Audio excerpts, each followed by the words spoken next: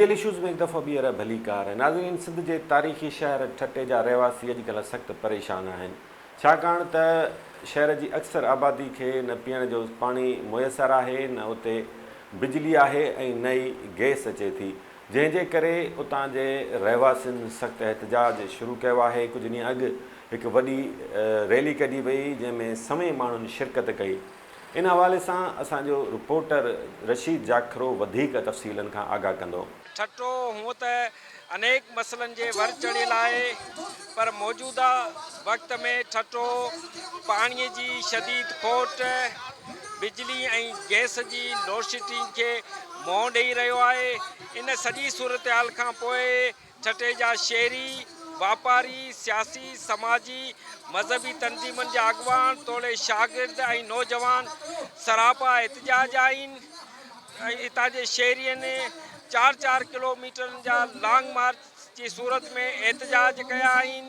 एहतजाज जो मुतालबो है त खेन पीअण जो पानी दियो, इन जो इहो चवण है त ठट्टो कराची सॼे खे पानी दे पियो, पर ठट्टो उन में पियो मरे, जॾहिं त बिजली की लोडशेडिंग भी सालन का है, पर ताज़ो गैस की लोडशेडिंग कई वही है, जे बाद शहरी अज़ाब जो शिकार थी विया आहिनि। मथां वरी मौसमियात खाते पारां बरसातन की अगकतीब कई वही है, त हिन जो इहो चवण है त जेकॾहिं बरसातूं पयूं त हितां जा शहरी बेहतर अज़ाब में पंहिंजी ज़िंदगी गुज़ारींदा।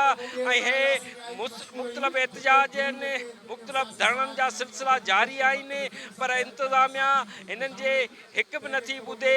तंहिं करे हे मजबूर थी रोडनि ते निकिरी आया आहिनि ऐं उहो एहतजाज करे रहिया आहिनि त असांखे पाणी ॾियो, जीअण लाइ पाणी ॾियो, पीअण लाइ पाणी ॾियो, लोडशेडिंग जो ख़ात्मो आणियो।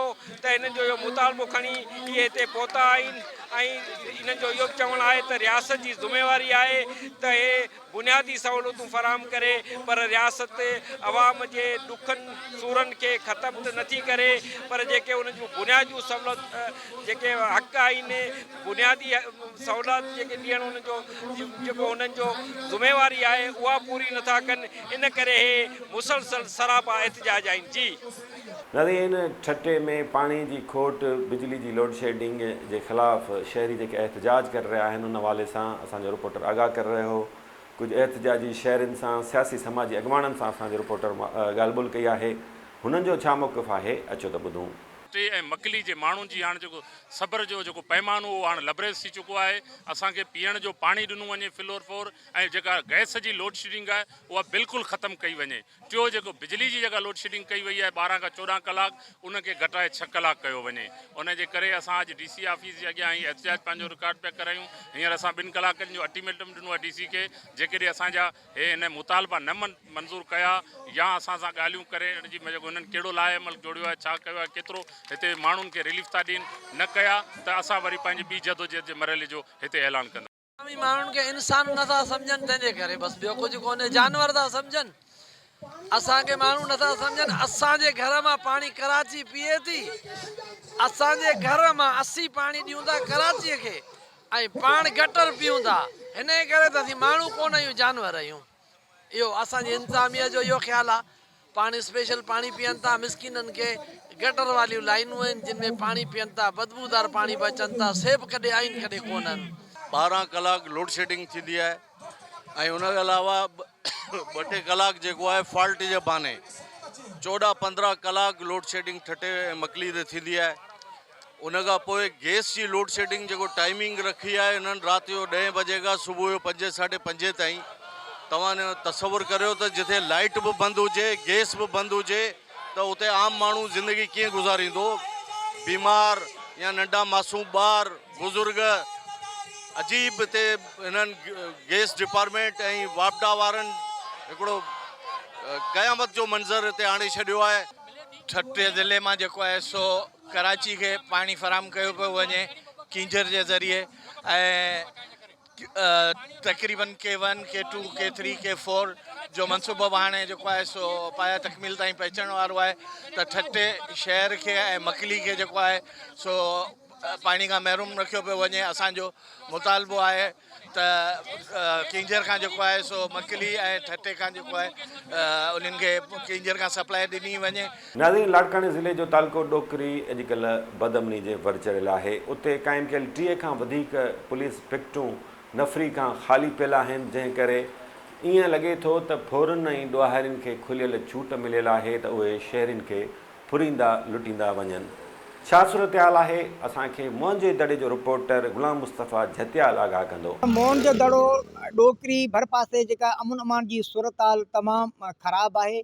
जेकॾहिं डोकरी शहर जी जेकॾहिं तालके जी ॻाल्हि कबी त 2 लख आबादी रखंदड़ ही शहर आहे। ऐं उन सां गॾोगॾु जेकॾहिं तव्हांखे ॻाल्हि ॿुधाइजे त मुख़्तलिफ़ जेके आहिनि पुलिस पिकटूं तालके डोकरी जूं 6 थाणा आहिनि, 6 थाणनि जूं पुलिस पिकटूं 30 खां मथे पुलिस पिकटूं हिन वक़्त ताईं बि बंदि आहिनि। चोरियूं धाड़ा फुरून जेके आहिनि उन्हनि में इज़ाफ़ो थी वियो आहे, जॾहिं त जेके चोर उहे सरगर्म थी विया आहिनि। रोज़ जेके धाड़ा लॻी रहिया आहिनि ऐं जेके शहरी जेके आहिनि हू महफ़ूज़ न आहिनि। अव्हांखे इहो ॿुधाईंदा हलूं त हितां जा जेके शहरी आहिनि उहा जेका कीअं था ज़िंदगी गुज़ारनि, असां उहा शहरनि सां बि ॻाल्हि ॿोल कंदासीं त हू जेके शहरी जेके आहिनि हू छा चई रहिया आहिनि। उन सां गॾोगॾु असीं पुलिस जेका DSP डोकरी सां बि मौक़िफ़ वठण जी असीं भरपूर कोशिशि कईसीं। उन हा बि कई, उन मौक़िफ़ ॾियण खां हुन ठुप जवाबु ॾेई छॾियो, इनकार करे छॾियो ऐं हुन फ़ोन खणण खां जेका त हुन जेका अटेंड न करे सघियो ऐं हुन जेको जवाबु न ॾेई सघियो।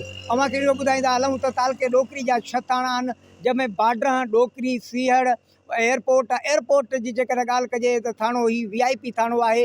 ऐं हिते जेके आहिनि VIP जे माण्हू अचण जे करे जेके आहिनि त तमामु उते उनखे पुलिस खे जेका आहे त उहा नफ़री ॾिनी वेंदी आहे। जेके उते सियाह आहिनि, जेके परदेसी सियाह अचनि था तफ़री जे लाइ, या वरी जेके ॿिया जेके VIP जेके ड्यूटियूं लॻनि थियूं उन ते पुलिस जेका आहे त उहा जेके ॾिनी वेंदी आहे। पर बदकिस्मती इहा आहे त डोकरी तालके जा जेके आहिनि रोड रस्ता जेके आहिनि उहे वीरान लॻा पिया आहिनि। जे शहरी जेके आहिनि उहे पाण खे जेके महफ़ूज़ न सम्झी रहिया आहिनि। उहे जेकॾहिं घरां निकिरी करे ॿिए शहर ॾे वञनि था त हू जेके उहो ई ख़ौफ़ वारी ज़िंदगी गुज़ारे निकिरनि था, मथां असां किथे फुरिजी न वञूं। अव्हांखे ॿुधाईंदा हलूं त तालको डोकरी 2 लख खां मथे आबादी रखंदड़ ही शहर आहे, पर निंदड़को आहे।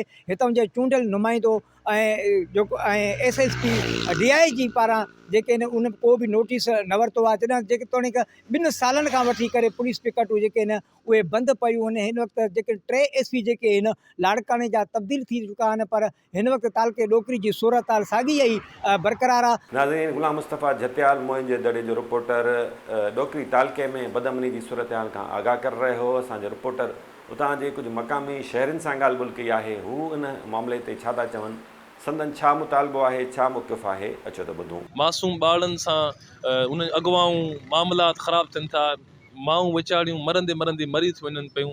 कंहिं दौर में हॉस्पिटलनि में इन्हनि में हिकिड़ा बाक़ाइदे पुलिस प्रोटोकॉल हूंदो हुयो, चौंक ते पुलिस वारा बीठा हूंदा। हाणे त हीअड़ा जेके बिल्डिंग्स जंहिंजो करोड़नि जो जेको ख़र्चो आहे सिंध लेवल ते, तव्हांखे मां हे रुॻो असांजे डोकरी न, सॼी सिंध मुंहिंजो घरु आहे। सॼी सिंध में वञो, जिते जिते पुलिस जा थाणा, जिते जिते नंढियूं हे आहिनि न बिल्डिंग्स, इहे सभु जो सभु डैमेज। डोकरी शहर जो अमन अमान ऐं पिकेटियूं बंदि छो आहिनि त हिते जेके असां वटि करप्शन ऐं राशि ऑफिसर आहिनि उहे वॾेरनि जी मातहत आहिनि।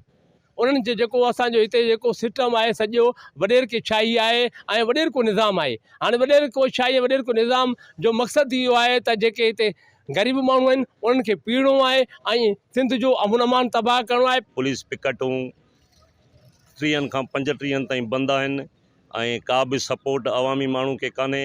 हिकु त ॿोॾ जा मारियल माण्हू, सतायल माण्हू, ॿियो असां पंहिंजे घरनि में बि महफ़ूज़ न आहियूं। जेकॾहिं कंहिं थाणे ते फ़ोन था कयूं त चवनि था मोबाइल में हवाई कान्हे, तेल कोन्हे, टायर कोन्हनि, असांजी जेको आहे सो सर्विस सही न आहे, असांजी मोबाइल यार होॾे गिरेज ते बीठी आहे।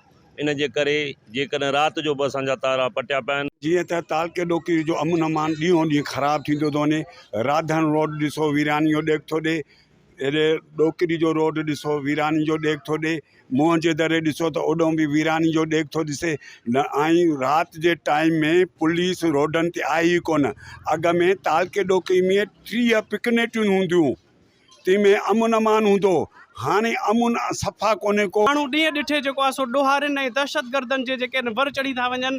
रोज़ बरोज़ माण्हुनि खां चोरियूं फुरूं ऐं धाड़ा थी रहिया आहिनि। उन्हनि खां किन खां फ़ोनियूं, किन खां गाॾियूं, किन खां ॿियो क़ीमती सामान जेको आहे सो फ़र्क़ु कयो थो वञे, पर पुलिस जेका आहे उहा ज़ाहिर न आहे। आए ॾींहुं माण्हू जॾहिं रोडनि तां निकिरनि था, उन्हनि जूं फोरियूं, बाइकूं, मोबाइलूं, उन्हनि जी जान बि जेको आहे सो हींअर महफ़ूज़ न आहे उन्हनि जी हथरादू। को रोड ते ॿाहिरि थो निकिरे त उन को बाइक फुरिजी थी वञे, को ऑफिसर तबिको पंहिंजी ड्यूटी ते थो वञे त उन्हनि को बाइक, मोबाइल जेको बि उन वटि सामान आहे उहो सॼो उन्हनि को फुर थी थो वञे। आख़िर उहो दांह था ॾियनि, उहो NC था कटराइनि त पुलिस जी असांखे ख़बर ई न आहे। तालके जे मुख़्तलिफ़ थाणनि ते मुख़्तलिफ़ जेके पिकेटूं जेके आहिनि क़ाइमु थियल आहिनि, उन्हनि ते पुलिस गाइब लॻी पई आहे। का आवाम जेको ॾोकरी तालके जेको माण्हू आहे उहो पंहिंजो पाण गैर महफ़ूज़ सम्झे थो, घर खां ॿाहिरि निकिरी सार थो करे। जाॾे बि वञूं था, काॾे ॾिसो था त फुरूं लॻियूं पियूं आहिनि, बाईपास ॾोकरी क्रॉस कयूं था त उतां फुरियूं वञूं था, असां बाटरनि जे लाइ वञूं था त बाटरनि जे विच में असां फुरिया वञूं था। नाज़रीन, वक़्तु आहे ब्रेक जो। ब्रेक खां पोइ प्रोग्राम जे सिलसिले खे जारी रखियो वेंदो। ॾिसंदा रहो रियल इश्यूज़।